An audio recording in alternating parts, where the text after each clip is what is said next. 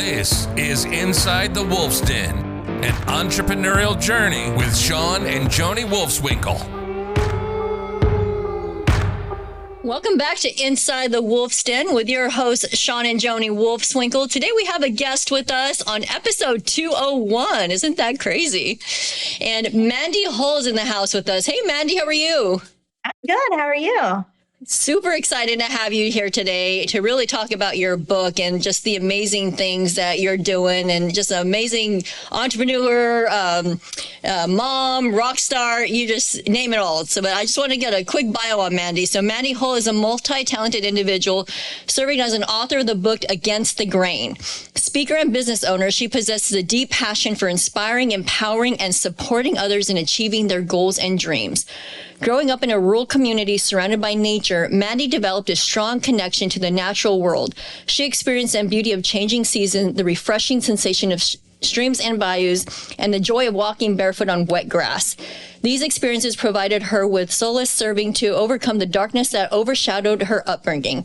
Despite facing adversity within her family, Mandy defied societal expectations and pursued higher education, ultimately obtaining a master's degree. She also established a successful business and started a traditional family. Through these accomplishments, she demonstrated her ability to rise her circumstances and achieve what society deems a success. Today, Mandy's life is centered around sharing her experiences and shedding light on the darkest moments of her childhood. She aims to inspire hope in those who feel ashamed and confined by their past, offering a beacon of light through her own journey of personal growth and transformation. So again, Mandy has an amazing story. Can't wait for you to share it, but kind of tell us a little background on yourself and what inspired you to write this book.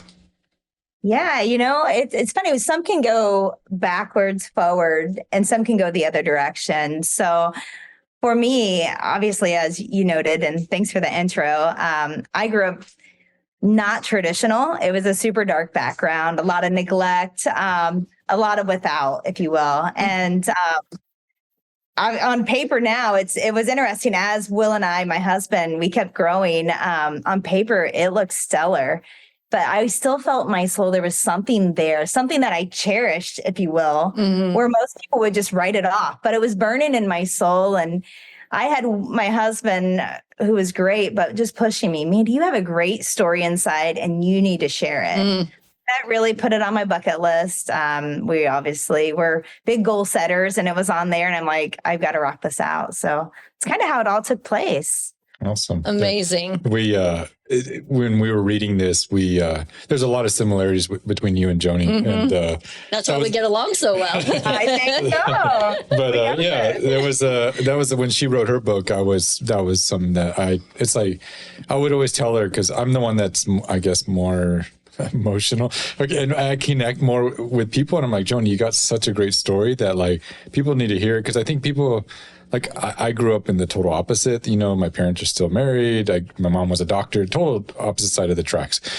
And but I was like, there's so many people that need to hear like your story and what you overcame, because a lot of times people can relate to that. And because they can't always relate to, maybe my upbringing and stuff like that. So I was like, it just, in your book resonated with us because of just the story and I think what both of you have had to overcome at different circumstances a little bit, but a lot of the underlying problems are similar. So yeah. But I'm glad you're doing this, and it was an awesome book to read, and I appreciate you sharing your story, because I don't know if if it makes you uncomfortable, or if it's like, hey, I need to reach people and ensure that they can overcome those adversities that you had no control over, right, growing up. But maybe just share a little bit about that, and kind of, so just gives a little bit information, like the background, and then kind of.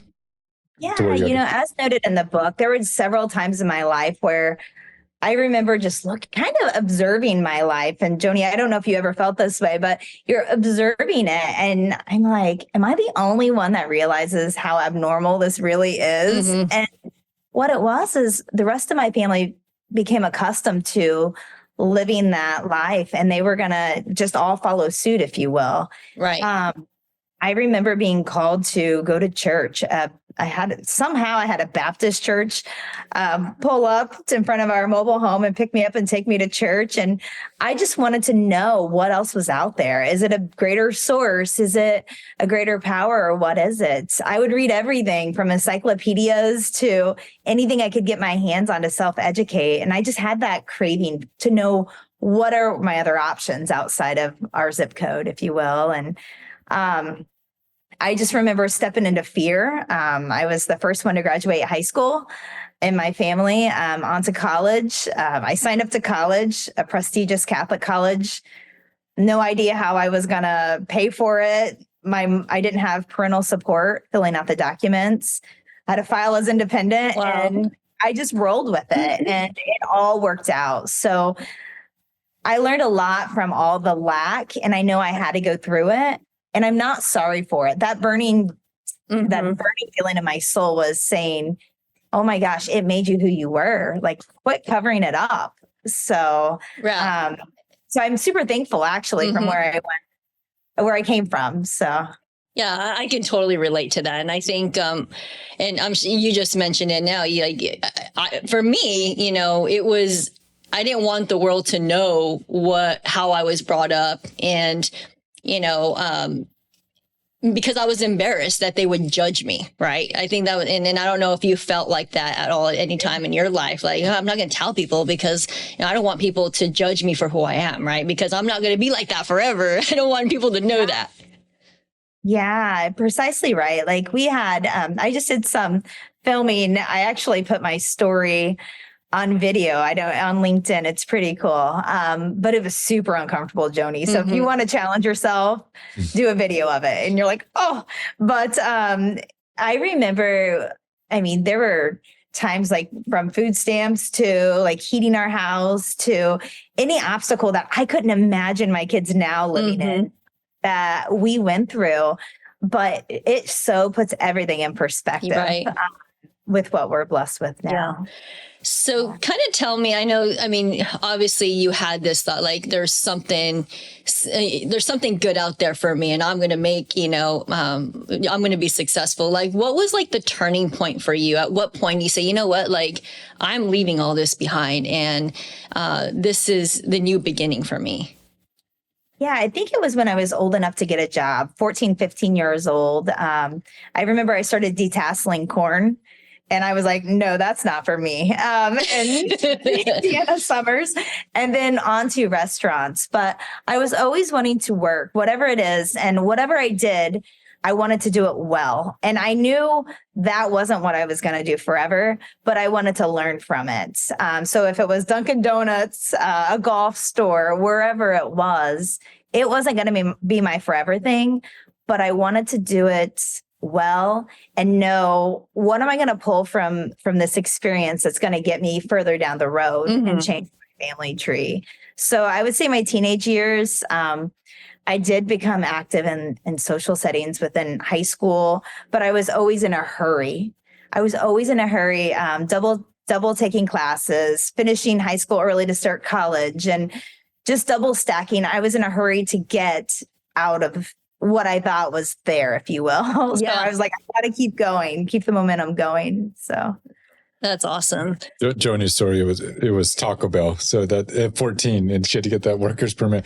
And we make laugh because she moved from taking out the trash to the window. And once she hit the window, she had made it. Yeah, I was making it big. Social skill just came out, right?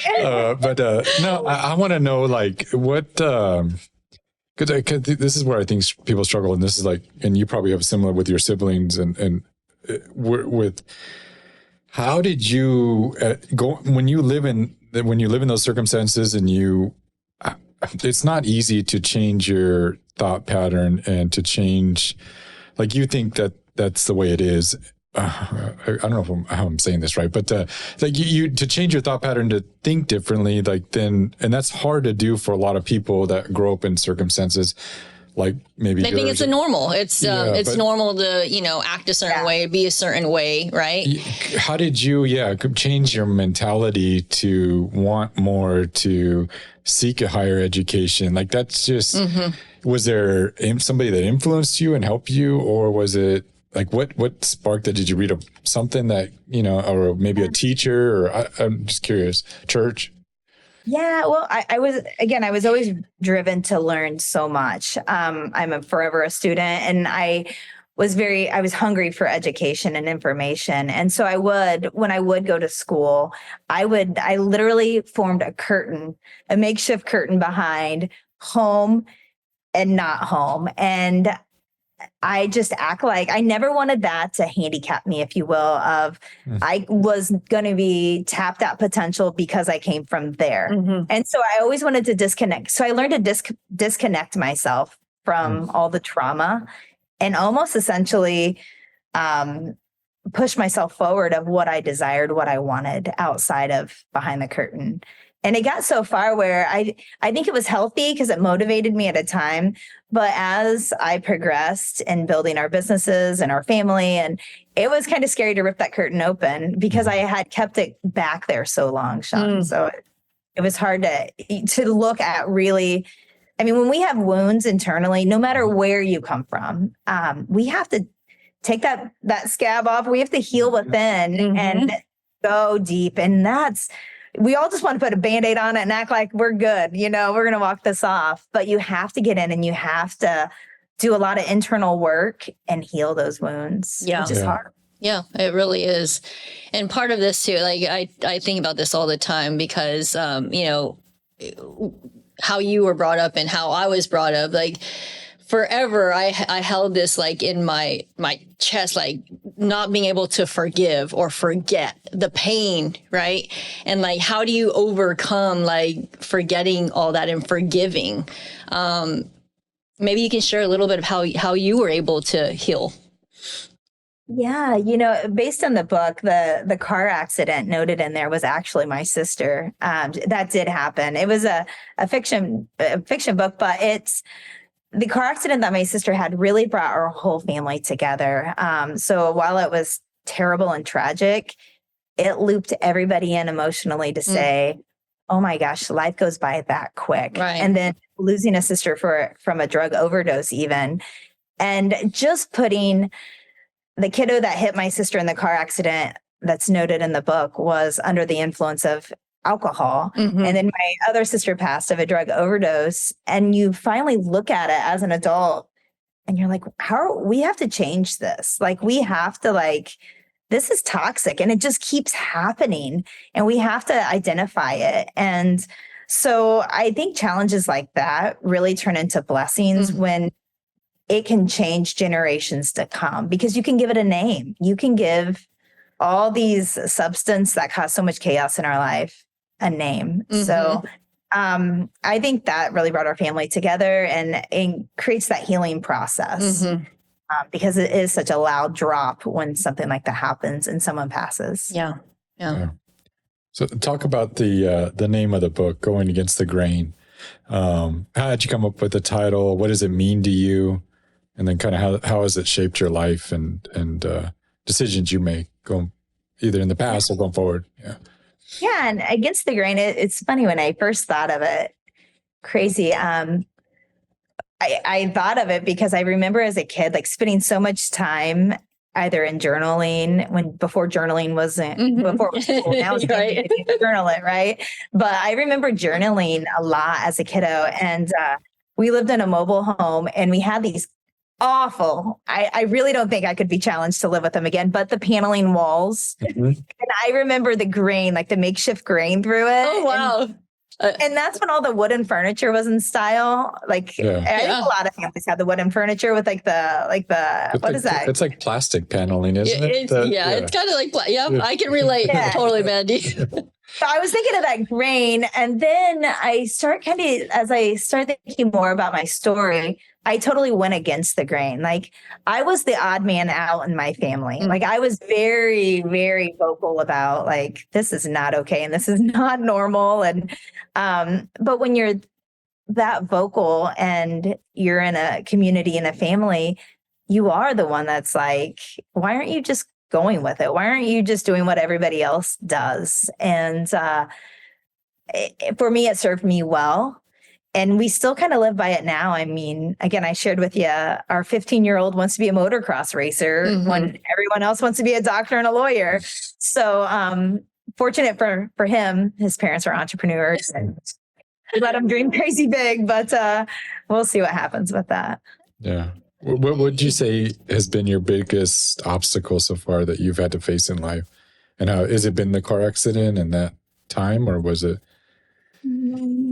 Yeah, I think it was, although that was tragic, I think it was applying for college because I never had that adult role model to say like, this is right and this is wrong. And I remember applying to a prestigious college and everything seemed at the time so big and so expensive and so like traditional. And I was way, so far from traditional. And so, I think just going with my gut and pushing, because I could have given up and said, it's not for me. This is not the time.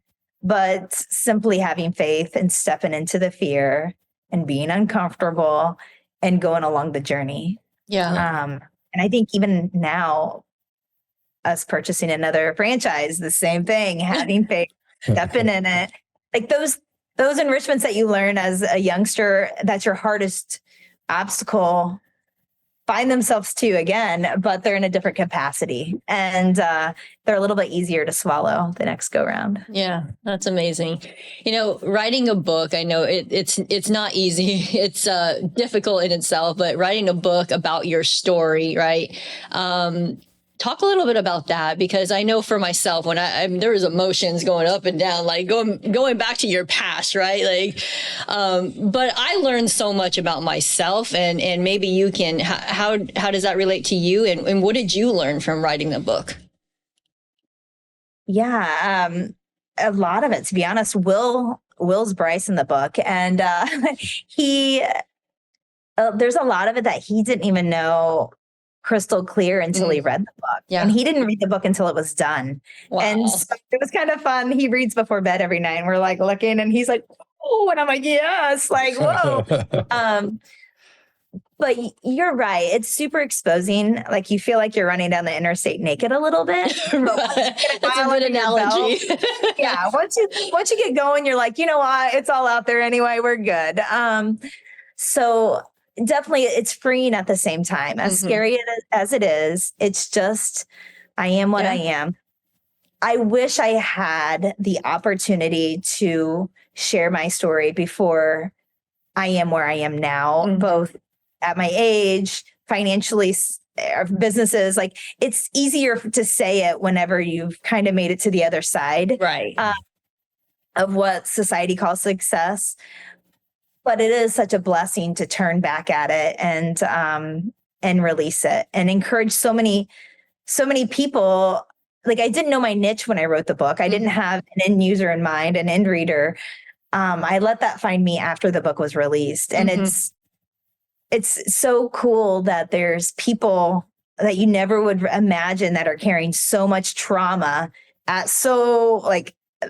they're living their best life and they're like, oh my gosh, this happened to me. Or my dad was an alcoholic. Oh my gosh, I struggle with XYZ. And it's once you step into your light, you invite others to do the same. Right. And it's just such a blessing to be able to do that. Absolutely. And I think like we were just talking about this this past week on our podcast. I mean, if you help just one person, right, just by reading your book, like how amazing is that, right? It just takes to change one person's life.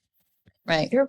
You're right. We, in the book, like I state several times, I was the face of charity. Like, that was me for the Thanksgiving meals, the Christmas trees, for elementary school, we had a shoe bus. They would come discreetly and they would fit kids for shoes. And you felt like $1 million. You got a new pair of kicks. And so Will and I heavily fund that shoe bus now. Like we heavily fund, like we love it. We volunteer with them. It's great.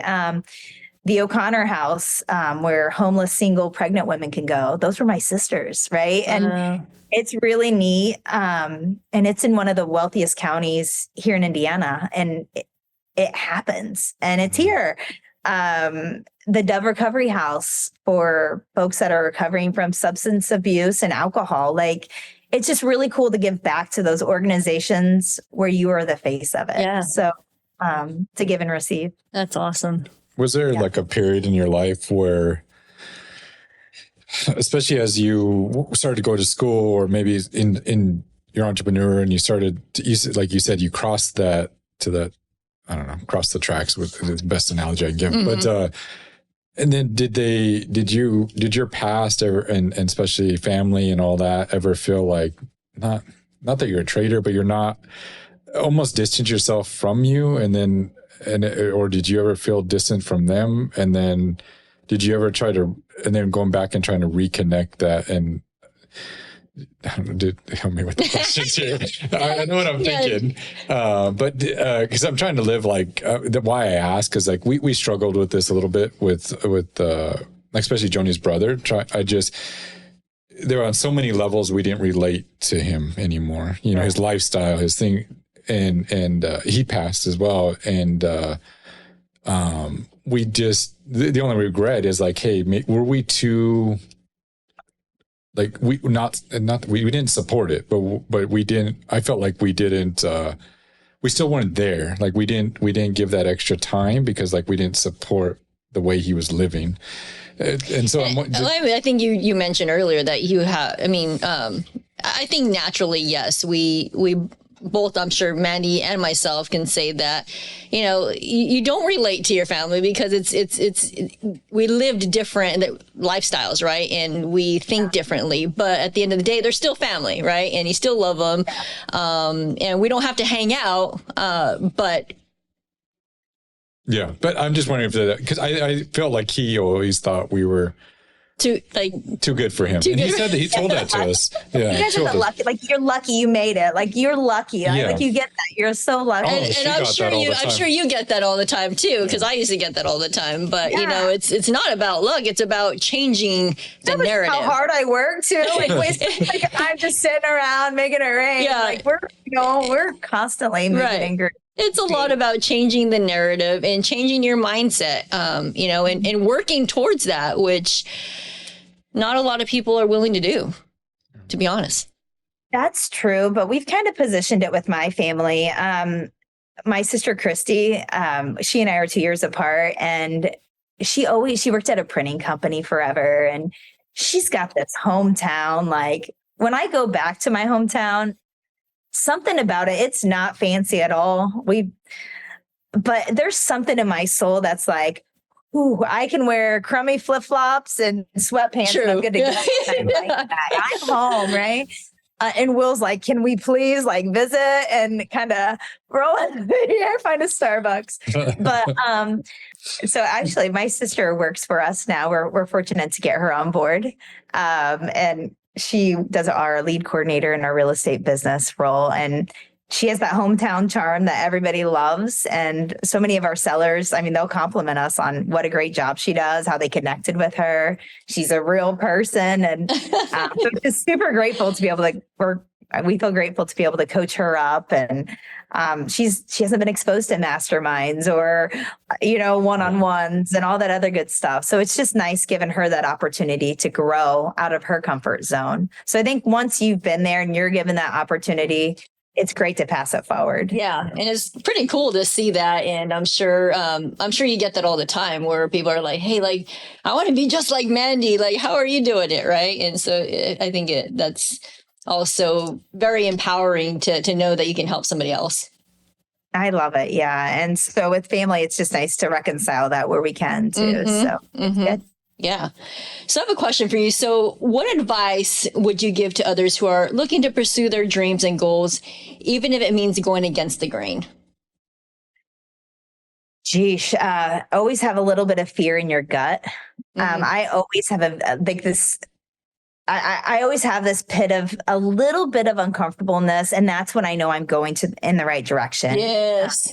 I use fear as my compass. And if I'm too comfortable, I know that I'm not growing. And it's okay to be comfortable every now and again. We all need that. E-learning days, I need a little bit of comfort in my life, but outside of that, like I need to feel that fear and know that that's just an opportunity to grow. And I think so often we all want to play it safe, but that would be my advice. Yeah.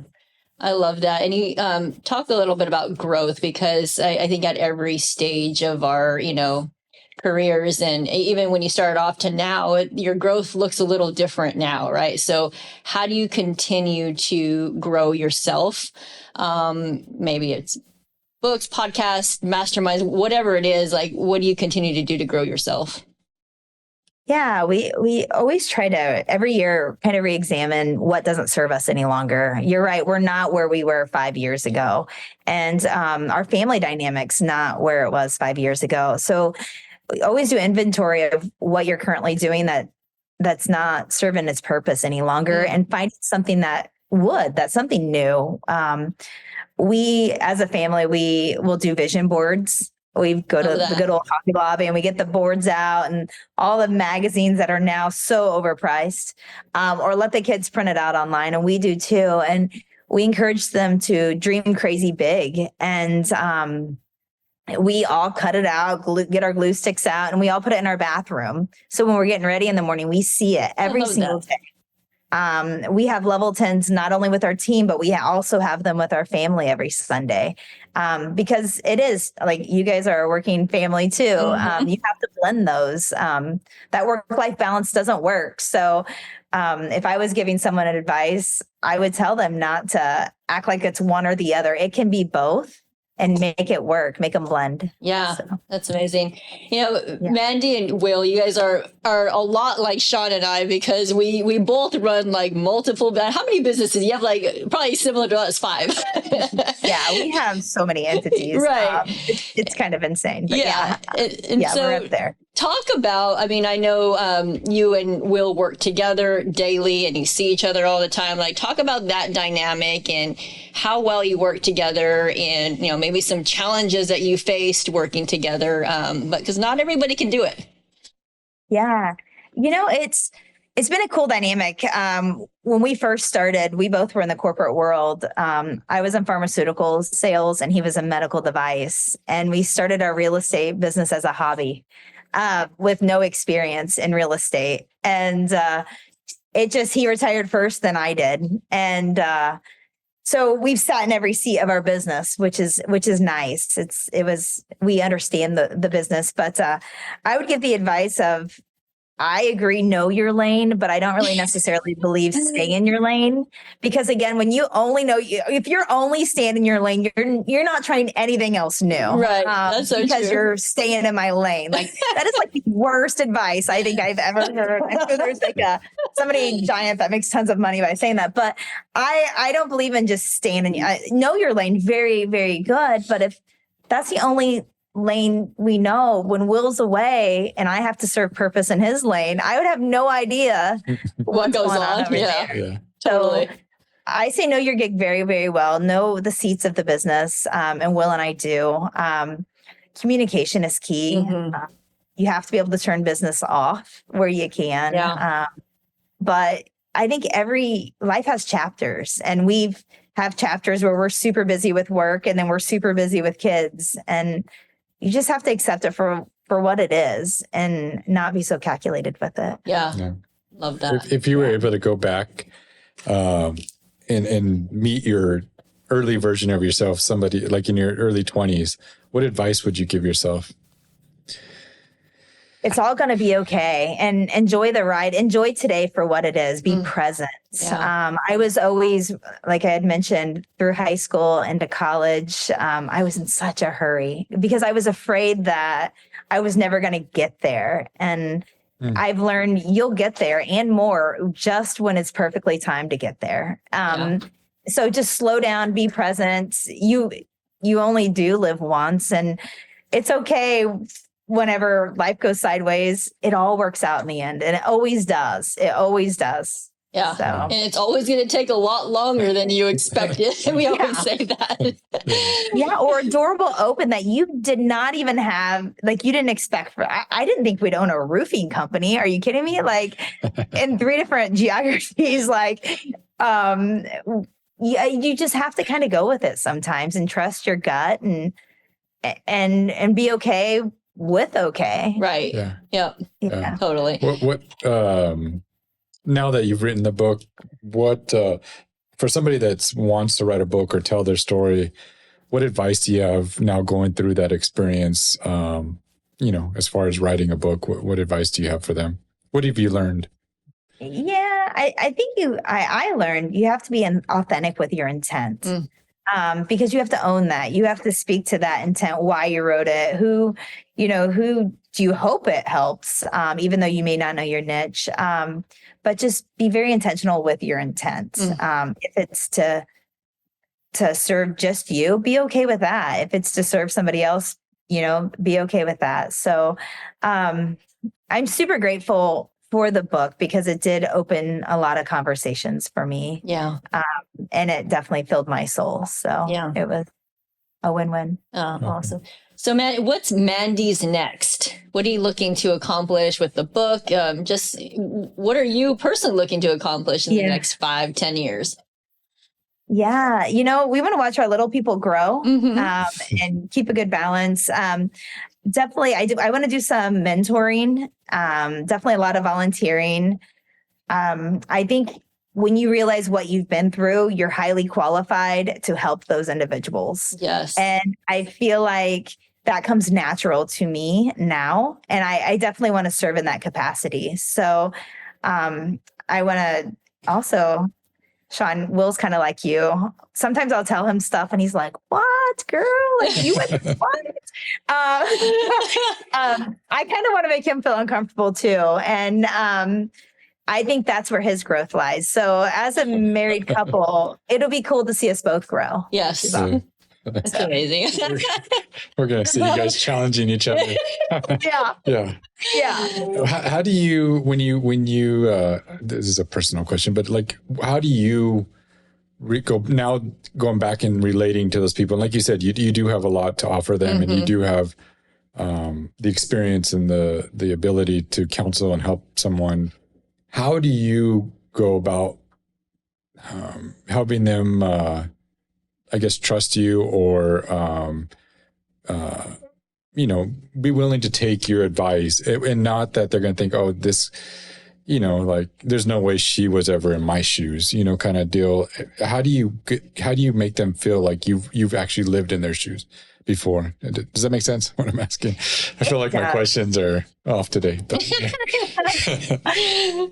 No, it does. I feel like no matter what level someone's at, either career-wise or status they're at, I feel like you can kind of tell when people have street cred. You're like, oh, they've been through this before. And I think that's being authentic and genuine. They can feel that. So I think just by being transparent and open, and I think it kind of falls into place. And definitely where you meet them at too. Like if it is an organization or if it is speaking out of college, I think folks just open up. They feel comfortable when you share your inside. Right. So. Yeah, I think being vulnerable, right? I always use the analogy of buying houses. When you're negotiating with somebody, when you get into that door, you want that to relate to that person, right? Make them feel comfortable and meeting them at their level, no matter where they're at. You meeting them at their level. Yeah, I think you're spot on. And I do love speaking at colleges because those are the fresh souls that life hasn't happened to career-wise yet. And just filling their bucket like so full of hope that there's so many opportunities out there. So, yeah. Love that. Well, Mandy, it's been amazing to hear your story. I knew kind of about your story, but now I'm like, man, like we have so much more in common than I thought. Loved hearing your story. I'm excited to get this book and share it out to everybody else. Where can individuals get your book? Yeah, on my website, mandyhull.com. It's available on Barnes & Nobles and Amazon as well. So, awesome. Yeah. Awesome. So we'll put that in the show notes, your website. Are you on any social media so we can put those links as well? Or? I'm not so cool there. I am on LinkedIn, but I'm like, just call me. Like, it's fine. It's fine. Shoot me a text, whatever works. And what about the video that is on LinkedIn? It is on LinkedIn. Yeah, it's super cool. They did a great job. Awesome. doing it. Awesome. We'll put all those links in the show notes, and we really appreciate you coming on today, and we appreciate you writing the book and sharing your stories. So thank you very much. My pleasure. My pleasure. Thank you, guys. Thank you, Mandy. Have a good one. You too. Bye.